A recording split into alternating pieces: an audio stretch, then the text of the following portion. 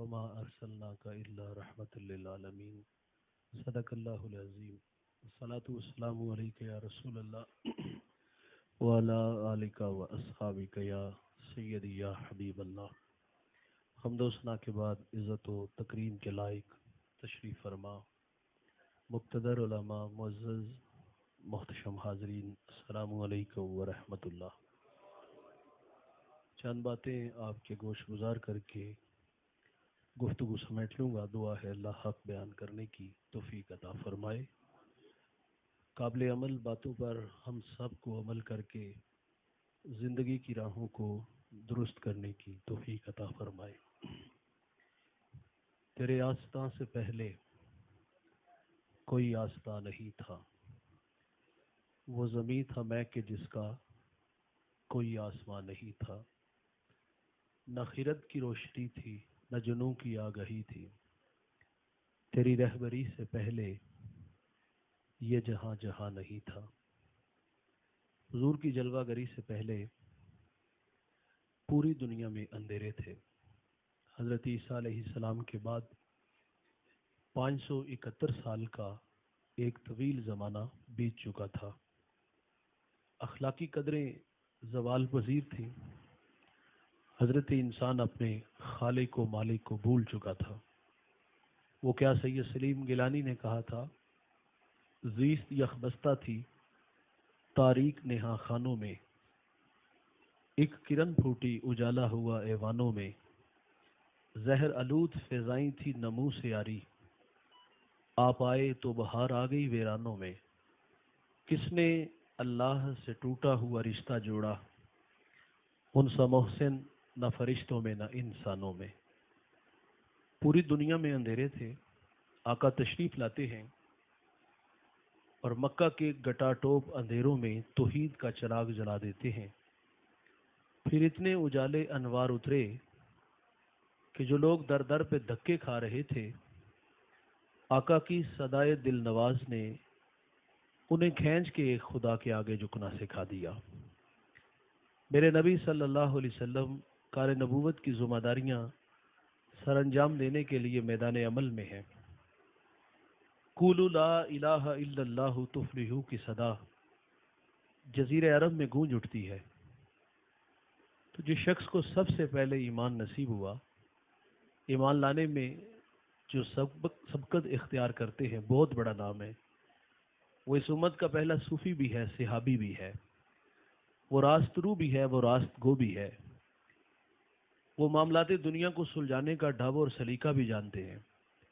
میرے نبی نے اس جوان کی تعریف کی، فرمایا میں نے جس کو بھی دین دیا اس نے تعامل سے تردد سے کام لیا، لیکن فرمایا ابو بکر وہ جوان ہے میں نے دین دیا اس نے جھولی میں ڈال لیا۔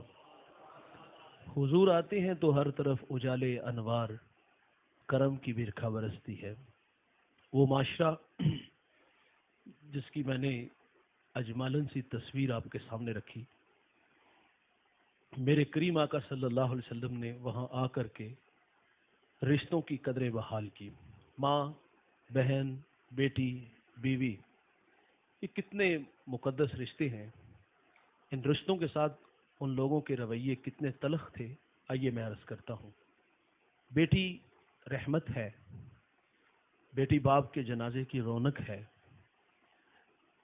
لیکن وہ معاشرہ تو اس بیٹی کو منحوس کہتا تھا۔ گڑھا کھودا، دھکا دیا، مٹی ڈالی، اس معاشرے میں ناک بچانے کا یہ راستہ تھا۔ سنن دارمی کا حوالہ ہے، ایک صحابی ایمان لانے کے بعد حضور سے عرض کرتے، آقا میں نے زمانے جاہلیت میں اپنی بیٹی کو پانی کے کنویں میں ڈبو کے مارا ہے اور اس کی چیخیں آج بھی سنائی دیتی ہیں۔ یہ درد بھری کہانی کس طرح سناتے ہیں کہ میں بیٹی کو کنویں پہ لے گیا اور وہاں جا کے اس کو دھکا دیا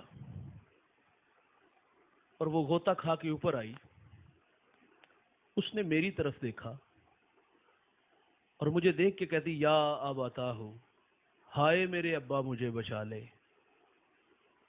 جب یہ بات کی تو میرے نبی اتنا روئے اتنا روئے کہ حضور کی ساری داڑھی آنسوؤں سے تر ہو گئی۔ حضور فرماتے مجھے دوبارہ بتاؤ، جب تم نے اپنی بیٹی کو پانی کے کنویں میں دھکا دیا اور تجھے دیکھ کے اس نے کیا کہا؟ تو وہ صحابی کہتے ہیں حضور اس نے مجھے کہا میرے ابا مجھے بچا لے۔ بیٹیاں زندہ درگور ہو رہی تھی، بیٹیاں کنویں میں ڈوب کے مر رہی تھی،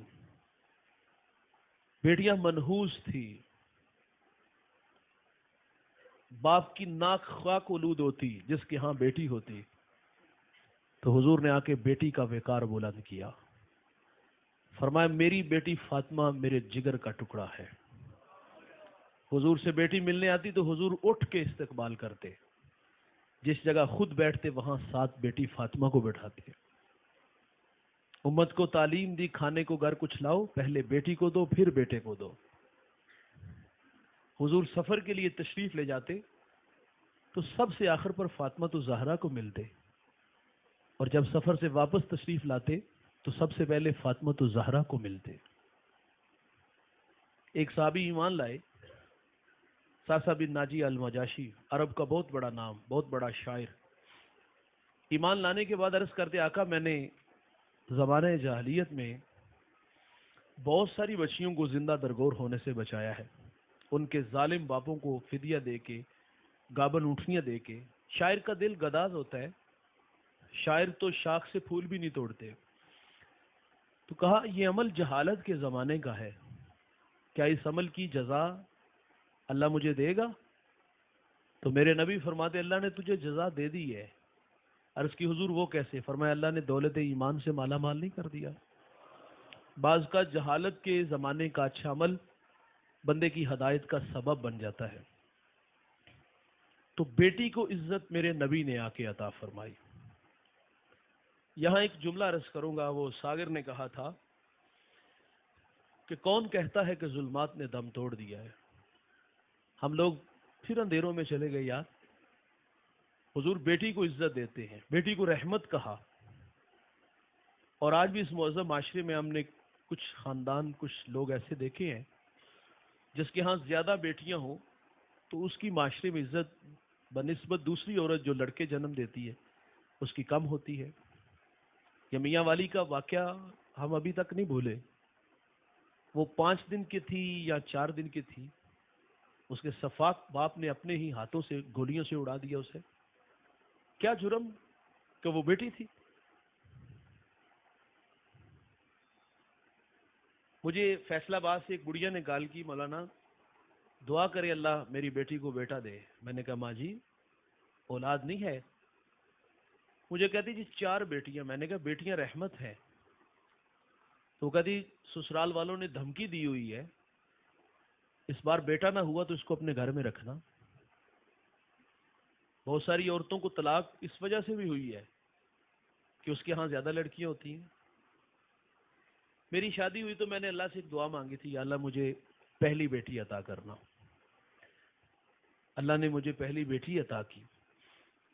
وہ دن میرے لیے بہت بڑا دن تھا۔ ہم ہاسپٹل میں تھے تو ساتھ والے کمرے سے رونے کی آواز آئی۔ میں نے ماں جی سے کہا دیکھیں اللہ خیر کرے، ماں چل بسی یا بچے کو کچھ ہوا؟ تو مجھے واپس آ کے بتاتی ہیں جی 4تھی بیٹی ہوئی ہے۔ ہم تو 2 سے 1 انگلی بھی نہیں بنا سکتے، ہم تقدیر سے کیوں لجتے ہیں؟ یہ تو اللہ کی مرضی ہے یار، اللہ بیٹیاں دے بیٹے دے نہ دے۔ میں پچھلے دنوں ٹوبہ ٹیک سنگھ ایک جگہ خطاب کے لیے گیا تو جو میرا میزبان تھا اس نے مجھے کہا کہ مولانا دعا کریں اللہ مجھے اولاد سے نوازے۔ میں نے دعا کی، لیکن تڑپا دینے والی کہانی یہ ہے، وہ کہتا ہے ہم 6 بہن بھائی ہیں، 5 بھائی اور 1 بہن، سب کی شادی ہوئی ہیں اور سب بے اولاد ہیں۔ مجھے بتائیے گا وہ 5 بھائی اور 1 بہن، سب کی شادیاں 18 سال، کسی کی شادی کو 15 سال ہو گئے، اس میں بندے کا کیا اختیار ہے یار؟ یہ اللہ کی مرضی، کسی کو بیٹے دے بیٹیاں دے نہ دے۔ تو میرے نبی نے بیٹی کو عزت عطا فرمائی۔ اس معاشرے میں جہاں بیٹی کی عزت نہیں تھی، بہن کی بھی کوئی توقیر نہیں تھی، وہ معاشرہ اس بات کو قبول ہی نہیں کرتا تھا، متحمل نہیں تھا کہ کوئی ہمارا بہنوئی بنے۔ تو میرے کریم آقا صلی اللہ علیہ وسلم نے بہن کو عزت عطا فرمائی۔ حضور کی رضائی بہن حضرت شیمہ رضی اللہ تعالیٰ عنہ، یہ حضرت حلیمہ کی بیٹی ہیں، یہ بچپن میں حضور کو اپنی گود میں کھلایا کرتی تھی۔ جس قبیلے میں شادی ہوئی اس قبیلے سے جنگ ہوئی تو ان کے کچھ لوگ گرفتار ہوئے۔ عرب کے رواج کے مطابق فدیہ اکٹھا کر کے اپنے لوگ چھڑاتے تھے۔ کہاں ہیں؟ تو کہا فدیے کی تو ضرورت ہی نہیں، مجھے ساتھ لے چلو، میں سارے چھڑا کے لاؤں گی۔ کہا جانتی ہو تم؟ کہا ہاں، وہ میرا بھائی محمد صلی اللہ علیہ وسلم ہے۔ بہنوں کو بھائیوں پہ مان بڑا ہوتا ہے دوست، اور بھائی بہنوں کے مان توڑتے۔ یہ حضور کی خدمت میں حاضر ہوئی، اور جب حضور سے ملاقات کے لیے حضور کے گھر حاضر ہوتی ہیں تو صحابہ ننگی تلواریں لیے کھڑے تھے۔ آگے جانے لگی تو صحابہ نے روک لیا کہ یہ کاشانہ نبوت ہے، یہاں تو جبریل بھی بغیر اذن داخل نہیں ہوتے۔ اے دیہاتی عورت، کہاں جا رہی ہو؟ کہا میرا راستہ چھوڑو، میں تمہارے نبی محمد کی بہن لگتی ہوں۔ آنکھوں پر حیا کی چلمنے آ گئی، راستہ چھوڑ دیا۔ حضور نے اٹھ کے بہن کا استقبال کیا۔ کیسے آنا ہوا؟ عرض کیا حضور ہمارے قبیلے کے کچھ لوگ گرفتار ہیں، وہ چھڑانے آئی ہوں۔ سنیے گا، حضور فرماتے اس کام کے لیے آئی ہو؟ جی حضور۔ فرمایا اس کام کے لیے زحمت کی کیا ضرورت تھی؟ آپ پیغام بیچتی، میں محمد سارے چھوڑ دیتا۔ سارے لوگ چھوڑے گئے، پھر بہت سارے تحائف بہن کو دے کے رخصت کیا گیا۔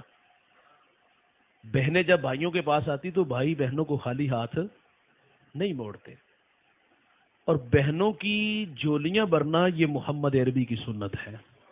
اچھا بعض اوقات ہمارے گھر میں ہماری بہنیں آتی تو یہ کبھی کبھی خیال بھی آتا ہے کہ یار یہ کروڑ پتی ہے اور میں ایک مزدور آدمی، 500 ہزار سے اس کا کیا بنے گا؟ ویسے بھی دیتے ہوئے ہم سمجھتے شاید شرم آ رہی ہے۔ نہ بھائی، یہ 500 ہزار میں طاقت بڑی ہے۔ جب یہ سسرال جا کے بتاتی ہے میرے بڑے بھرا نے دیتے نے یا میرے چھوٹے ویر نے دیتے نے، وہ ناز برداریاں ہوتی ہے۔ اچھا کچھ جگہوں پہ ایسا رواج ہے ہی کوئی نہیں، خیال بھی بعض اوقات نہیں آتا نا، تو اپنی بہنوں کی خدمت کیا کرو۔ بہنوں کی خدمت کرنے سے بھائی رزق میں برکت آتی ہے۔ 3 وظیفے لے کے جائیے گا ساتھ، وظائف جس میں رزق میں برکت ہوگی۔ نمبر 1، حضور کی خدمت میں ایک صحابی نے عرض کیا حضور غربت ہے، کوئی وظیفہ ارشاد فرمائیں۔ میرے نبی نے فرمایا گھر والوں کو سلام کہو اور ایک دفعہ سورہ اخلاص پڑھ لینا۔ وہ صحابی کہتے اس وظیفے کی برکت سے میں بھی امیر ہوا اور میرے ہمسائے بھی امیر ہو گئے۔ دوسرا وظیفہ جس سے رزق بڑھتا ہے، کھانا کھلایا کرو۔ روزانہ کھلا سکتے ہو روزانہ کھلاؤ، ہفتے میں ایک دفعہ کھلا سکتے ہو تو ہفتے میں ایک دفعہ کھلا دیا کرو، مہینے میں ایک دفعہ کھلا سکتے ہو مہینے میں ایک دفعہ کھلایا کرو۔ کھانا کھلانے سے رزق بڑھتا ہے، لیکن کھانا بھوکے کو کھلانا چاہیے۔ رجے نہیں، ہمارے ہاں تو رواج نے آج تو کھوانا تھا کل میں تینوں کھواؤں گا، یہی کہانی ہے نا۔ اور پھر کچھ لوگ بھوکے کو کھانا کھلاتے لیکن ذلیل کر کے کھلاتے ہیں، معذرت سے کہوں گا، جو رویے ہم نے معاشرے میں دیکھے۔ آٹے کا تھیلا دیا اور یہ سوشل میڈیا پہ آپ دیکھتے ہیں اور سامنے تصویریں بن رہی ہیں، 10 بندے جو تھیلا دے رہے ہیں، 500 روپے کا تھیلا ہے، نظریں جھکی ہوئی، نہ جانے کیا اپنے خدا سے وہ کہہ رہا ہوتا ہے۔ اور بعض اوقات یہ لوگ جو اس طرح خدمت کریں یہ کہتے ہیں ترغیب ہے۔ بھائی جان ترغیب اور تذلیل میں بڑا فرق ہے۔ کوئی آپ کو اس طرح بڑے بازار میں اس طرح خدمت کرے آپ کو اچھا لگے گا؟ ترغیب اور تذلیل میں فرق ضرور کیجئے گا۔ اکثر سفر میں ہوتے ہیں، بعض اوقات فیکٹریوں کے باہر ہم ہجوم دیکھتے ہیں تو بعض اوقات خوف زدہ ہوتے ہیں، اللہ خیر فرمائے یہاں کوئی حادثہ تو نہیں ہوا، لیکن جب پتہ چلتا ہے کہ یہاں سیٹھ صاحب ہفتے میں یا 1 ماہ بعد یہاں لوگوں کو راشن بانٹتے ہیں، صبح 8 بجے کا ٹائم دیا، 12 بج گئے، ذلیل کیا ہوا ہے نا، یہ ترغیب ہے؟ آؤ میں بتاؤں ترغیب کسے کہتے ہیں۔ غزوہ تبوک کا موقع ہے، حضور نے فنڈ کا اعلان کیا، ہر ایک نے اپنی اپنی استطاعت کے مطابق دیا، لیکن جب ابو بکر کی باری آئی نا، ٹاٹ کا خرقہ پہنا، کانٹوں کے تکمے لگائے، حضور کی خدمت میں حاضر ہو گئے۔ بھائی جان تن کا لباس بھی لے آئے، دیوار سے ہاتھ مار کے دیکھتے ہیں سوئی بھی تو نہیں رہ گئی۔ جب حضور کی خدمت میں حاضر ہوئے، یہ ادا اللہ کو اتنی پسند آئی، اللہ نے جبریل علیہ السلام کو حکم دیا، فرمایا میرے محبوب کی چوکھٹ پہ حاضر ہو جاؤ، لیکن فرمایا جانا اس طرح جس طرح ابو بکر گئے ہیں، ٹاٹ کا خرقہ پہنو، کانٹوں کے تکمے لگاؤ۔ جبریل جب حاضر خدمت ہوئے تو حضور فرماتے آج کس ادا میں آگے؟ عرض کی آج کی ادا جو ابو بکر نے اپنائی ہے وہ اللہ کو بڑی پسند آئی ہے، یہ ہے ترغیب۔ اور پھر خفیہ سنیے گا، حضرت عمر رضی اللہ تعالیٰ عنہ فرماتے میں سیدنا صدیق اکبر کی خدمت میں حاضر تھا، تو وہاں ایک رجسٹر پڑا تھا جس پہ کچھ نام لکھے تھے، بیواؤں کے، یتاما کے، مساکین کے، اور ساتھ معاونین کے نام بھی تھے. ایک جگہ بیوہ کا نام تھا، ساتھ معاون کا نام نہیں تھا. فرماتے وہاں میں نے اپنا نام لکھ دیا کہ اس کی خدمت میرے کندھوں پہ. فرماتے میں اگلے دن اس کے دروازے تک گیا، میں نے کہا بہن میں حاضر. اس نے شکریہ ادا کیا کہ صاحب آتے اور وہ خدمت کر کے چلے جاتے ہیں. آپ فرماتے میں دوسرے دن جلدی چلا گیا، میں حاضر، کہا